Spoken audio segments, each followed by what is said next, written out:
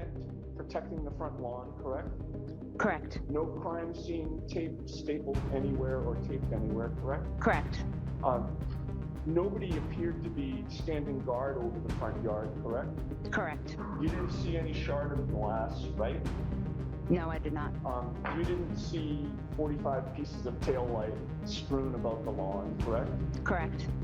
In fact, you didn't see any pieces of tail light, correct? I don't recall seeing anything. And you didn't suspect that 34 Fairview was a crime scene, correct? Objection. Sustained. There was nothing that prevented you from walking all over that front lawn, correct? Correct. It was still snowing out? Yes. Brian Albert, when you approached the house, he opened the door, correct? I approached the car, not the house. Oh, okay. You approached, whose car was it? My nephew Brian's. Brian's? In the driveway. Yes. All right. And then... And we went to the waterfall, and I believe my daughter and her boyfriend, Tristan, were already inside at a table. And when your sister Julie came to pick you up, the house, in addition to yourself and your son Brian Jr., with anyone else? Chris said Tristan arrived later. I believe 2 girlfriends may have already had come, and they were just sitting in the kitchen when I left. And so you go out to the waterfall. When you get to the waterfall, where within the establishment? We came in, walked in, I believe to the left there was just some small tables, and I think Caitlin and Tristan were already sitting there, so we sat down at the table and we ordered food and just hung out for a little bit, had food. I went to my sister-in-law Nicole's house to pick her up. And you know the address where your sister-in-law and your brother-in-law live? 34 Fairview, where they live, 34 Fairview Road.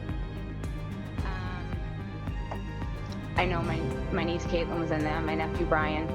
I don't recall. I don't recall who else was in there. Your sister-in-law Nicole, was she there? Yeah, she was ready to leave. Yep. And when you left, I'm using sort of you in the plural. So you drove, is that correct? I drove. Yep. And who, if anyone, went along with you in your car? Nicole, my sister-in-law, and Caitlin, my niece. And Brian did not end up coming with us. While you were there, as far as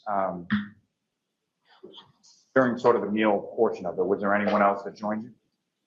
I know my niece's boyfriend, Tristan Morris, came. I don't remember exactly when it was during that, but I know he was there. And then during the meal part, I don't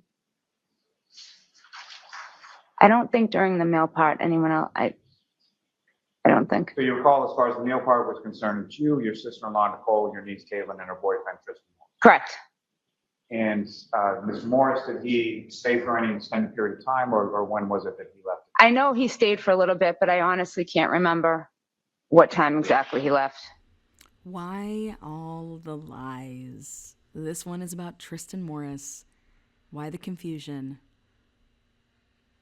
Julie says that Tristan Morris was late to arrive with them and that Caitlin drove with them to the waterfall bar.